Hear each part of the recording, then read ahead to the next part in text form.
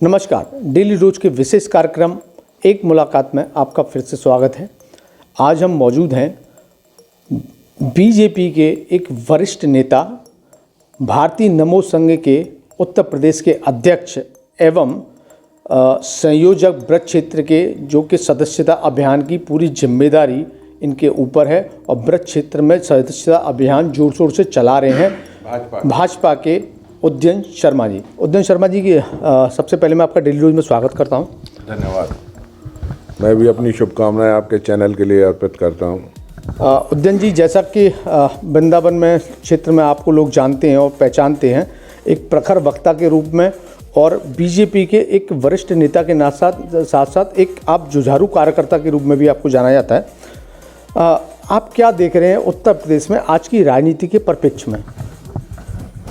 उत्तर प्रदेश की राजनीति अब बहुत बदल चुकी है, क्योंकि अब उत्तर प्रदेश में राम राज्य की स्थापना का दौर चल रहा है।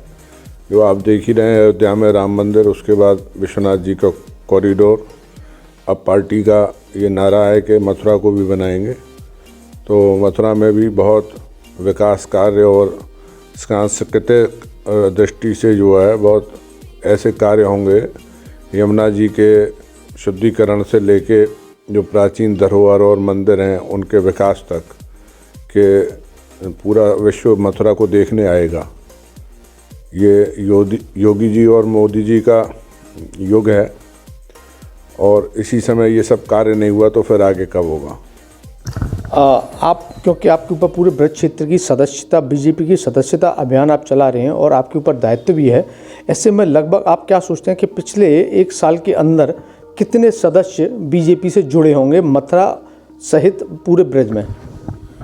आपको बताते हुए बड़ी खुशी हो रही है कि एक साल भी नहीं, बल्कि जब हमारा अभी सितंबर से ये सदस्यता अभियान शुरू हुआ है तब से ही मथुरा में यहाँ 1 लाख से अधिक सदस्य बने हैं। पूरे ब्रज क्षेत्र में 11 लाख सदस्य बने हैं, जबकि उत्तर प्रदेश में 50 लाख नए सदस्य सितंबर से लेके 31 दिसंबर तक हमारा अभियान मुख्य रूप से चला है, इसमें बनाए गए हैं भाजपा के। आपने जो सदस्यता अभियान चलाया और सदस्य बनाए हैं, इसमें प्रमुख रूप से आपने क्या चीज़ें इंगित की और क्या चीज़ें आपने नोटिस की हैं कि लोग जुड़ रहे हैं? वो क्या सिर्फ एक भावना को लेकर जुड़ रहे हैं, या कि वो कुछ ऐसे कामों को लेकर जुड़े हैं जो कि जनमानस के लिए हितकर होते हैं, जैसे कि स्वास्थ्य की सुविधाएं हैं, या कह सकते हैं शिक्षा की सुविधाएं हैं, या कह सकते हैं उनकी मूलभूत सुविधाएं, या सिर्फ वो एक धार्मिक सोच को लेकर ही जुड़े हैं इससे? देखिए, स्वास्थ्य में तो मोदी जी ने क्रांति ही कर दी है। जो वैक्सीनेशन हमारे यहाँ 100 करोड़ से ज़्यादा हुआ है, और जो भारत का वैक्सीन पूरे अंतर्राष्ट्रीय तौर पे विदेशों में भी इतना पॉपुलर हो रहा है, इतना कारगर हो रहा है, तो स्वास्थ्य की, चिकित्सा की सुविधाएं, इसके अलावा आप देखें आज पूरा देश ऑनलाइन पेमेंट करने लगा है। तो इतनी अंतर्राष्ट्रीय दृष्टि से मोदी जी अर्थव्यवस्था को बना रहे हैं कि वो रास्ता थोड़ा लंबा हो सकता है, लेकिन जैसे नोटबंदी में लोगों को थोड़ा तकलीफ़ उठानी पड़ी, लेकिन वो आखिरकार बहुत ज़रूरी था। क्योंकि विवेकानंद जब गए थे विदेश तो उन्होंने कहा था कि अमेरिका हमारे देश से 50 वर्ष आगे है। तो अब हम उस स्थिति में आ रहे हैं कि कुछ दिनों में पूरे संसार में हम ये कह सकें कि भारतवर्ष महाशक्ति है और सबसे अग्रणी राष्ट्रों में से है। उदयन जी, आप राजनीति से काफ़ी लंबे समय से जुड़े हुए हैं और काफ़ी लंबा राजनीतिक कैरियर रहा है, और जहाँ तक मुझे ज्ञात है आपने कई पार्टियों के साथ आपकी राजनीतिक उठक बैठक रही है, और आपने शायद चुनाव भी लड़ा है। तो आपने जो महसूस किया अपने चुनाव से, और 2017 के चुनाव के बाद इस चुनाव में आप क्या परिवर्तन देख रहे हैं लोगों के अंदर, खास तौर पे ब्रज क्षेत्र में? ये आपने ठीक कहा, इसको स्वीकार करने में मुझे कोई संकोच नहीं है कि मैंने शिवसेना से अपने राजनीतिक जीवन की शुरुआत की, कांग्रेस, इसके बाद में बसपा, राष्ट्रीय लोकदल, समाजवादी पार्टी, यहाँ तक कि कोई पार्टी मुझसे बची नहीं है। मैं इतना ही आपसे कह रहा हूँ, जो मुख्य पार्टियाँ उत्तर प्रदेश में या यहाँ रही हैं, और मुझे टिकट भी मिला। मुझे कांग्रेस से भी टिकट मिला सन 2000 में चेयरमैन का। तो यहाँ पे दूसरा प्रत्याशी प्रदीप माथुर जी ने खड़ा करके मुझे हरवाया, क्योंकि मैं जनसंघ परिवार का लड़का था। तो कांग्रेस में बहुत से लोगों को ये बर्दाश्त नहीं था। इसी तरह 2013 में मुझको 1 साल पहले ही 14 के चुनाव के लिए बहन मायावती ने टिकट दे दिया था 19 अप्रैल 2013 को। 24 अप्रैल 2013 को इसकी घोषणा भी हो गई थी। शीतल रिजेंसी होटल में चित्तौड़ जी ने, सुनील चित्तौड़ ने आके घोषणा की थी, लेकिन वो भी कुछ बीएसपी के लोगों को बर्दाश्त नहीं था, तो मैंने वो टिकट खुद ही वापस कर दिया। उसके बाद मैं बीजेपी की तरफ ही आ गया, क्योंकि ये मेरे पिताजी और परिवार से जुड़ी हुई पार्टी रही। शुरू से ही संघ के संस्कार और शाखाओं में आना जाना, संघ के कार्यक्रमों में तो मैं तब भी जाता रहा जब मैं दूसरी पार्टियों में था।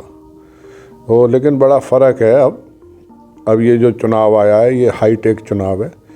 आप लोग सुन ही चुके कि चुनाव आयोग भी कह चुका है कि इसमें सब अधिकतर वर्चुअल और सोशल मीडिया और इन माध्यमों से ज़्यादा प्रचार होगा, बजाय रैली और भीड़ भाड़ एकत्रित होने की बजाय जो है, क्योंकि इस समय कोरोना का भी एक नया रूप लोगों के सामने आया है, बहुत प्रभावित हो रहे हैं इससे। हालांकि वैक्सीनेशन की वजह से उतना खतरनाक या मनुष्य नहीं साबित हो पा रहा है जो पहले हम लोगों ने कई लोगों को खुआ है, जिसमें बीजेपी के भी बड़े वरिष्ठ नेता रहे।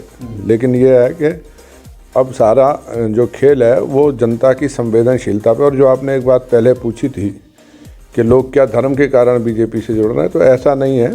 धर्म तो हमारे देश का मुख्य प्राण है ही, ये विवेकानंद ने भी कहा है।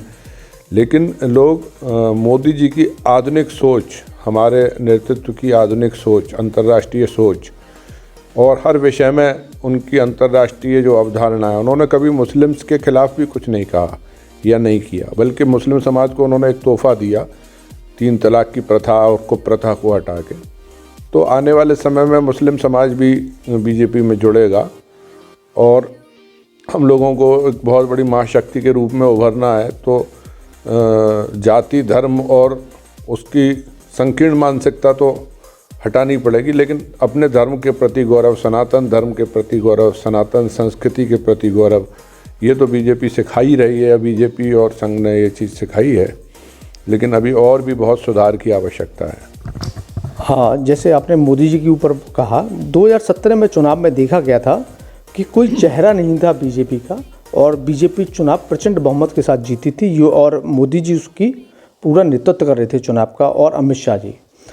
अब की बार योगी आदित्यनाथ मुख्य चेहरे के रूप में रहे यूपी पूरे चुनाव में, 2 मुख्यमंत्री भी मौजूद हैं। ऐसे में इस बार आप क्या मानते हैं या क्या समझते हैं कि योगी जी का चेहरा आने के बाद वो जीत प्रचंड रहेगी, या कुछ उसमें किसी तरीके का परिवर्तन आप महसूस कर सकते हैं?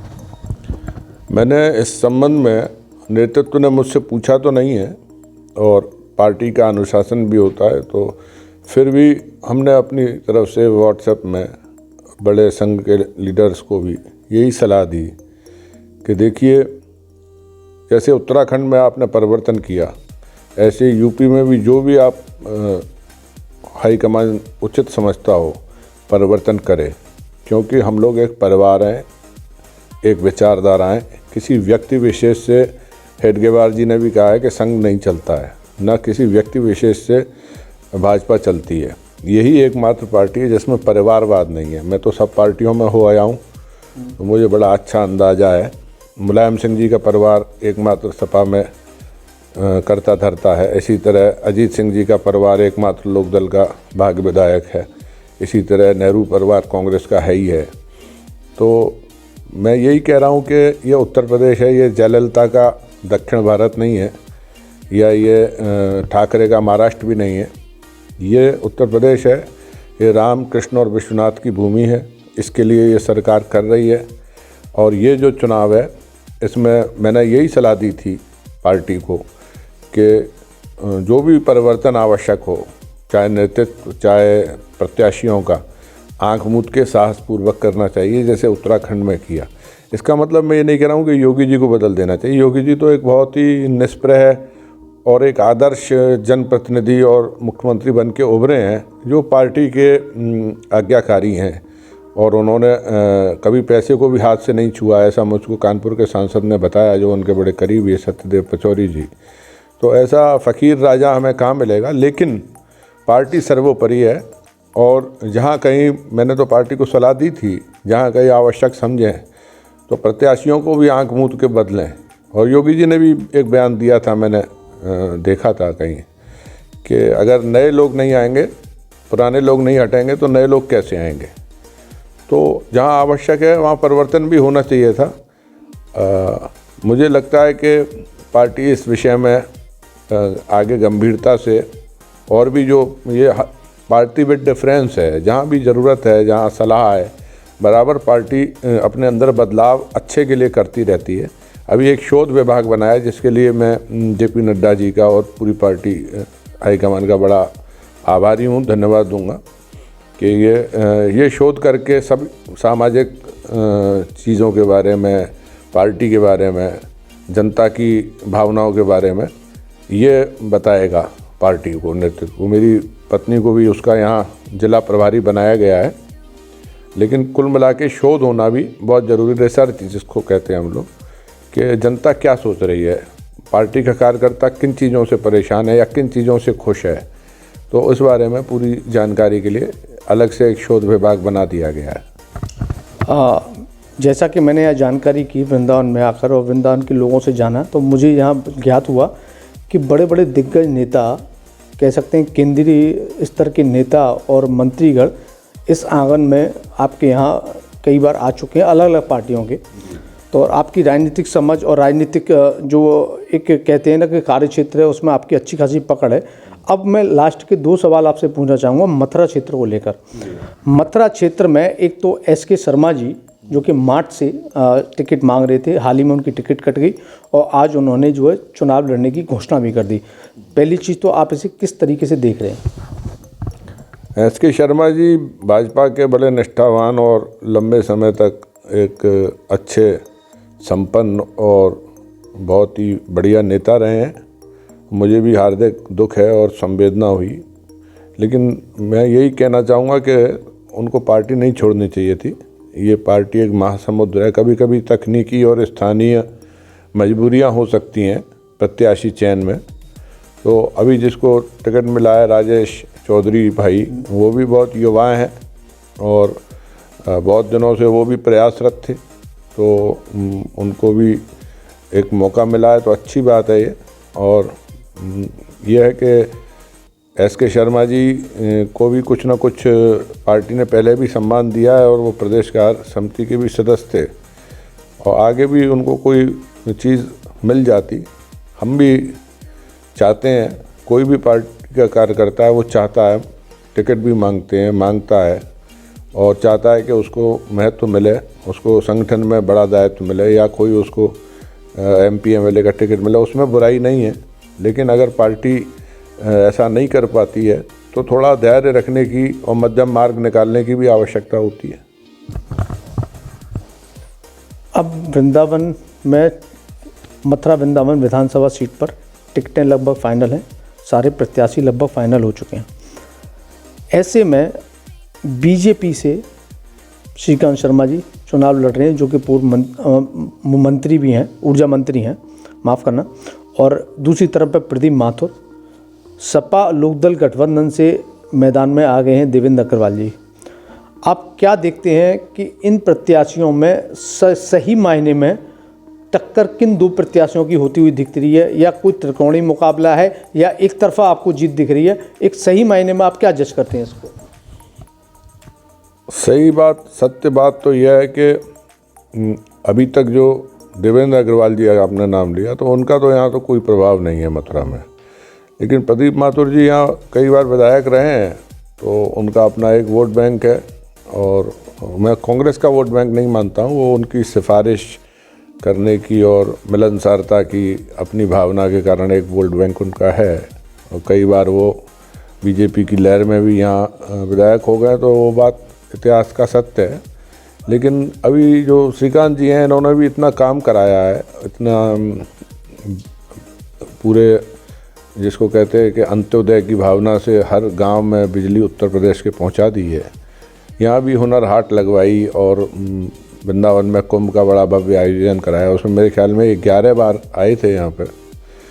तो उनका भी अपना एक यहाँ 5 वर्ष में कामकाज का काफ़ी लंबा कर्मठता का एक संदेश तो गया ही है। ये अभी जो एस.के. शर्मा जी का भी सुन रहे हैं कि यहाँ ये भाजपा के सामने लड़ेंगे मथुरा वृंदावन से, तो मैं तो यही चाहूँगा कि पार्टी समझा बुझा के इनको बैठा ले, क्योंकि बहुत से कार्यकर्ता इनसे भी जुड़े हुए हैं और इनका भी कार्य भाजपा में अच्छा रहा है। तो हमें बंगाल या छत्तीसगढ़ या मध्य प्रदेश या राजस्थान से सबक लेते हुए ओवर कॉन्फिडेंस में नहीं रहना चाहिए और पार्टी के हर प्रत्याशी को खूब मजबूत मानते हुए भी ये भी मानना चाहिए कि इसको जिताने की हमारी जिम्मेदारी है। केवल ये कहने से, चुनाव के हार के पहले ये कहने कि हम जीत गए, उससे काम नहीं चलता है। हमको परिणाम आने तक उसको विजय की तरफ पहुंचाना चाहिए। अब एक आखिरी सवाल ले लेता हूं मैं। मथुरा और वृंदावन दोनों एक दूसरे के पूरक हैं। वृंदावन में मेडिकल सुविधाएं, चिकित्सा सुविधाएं, कोरोना काल अभी आप सब हमने देखा हुआ है।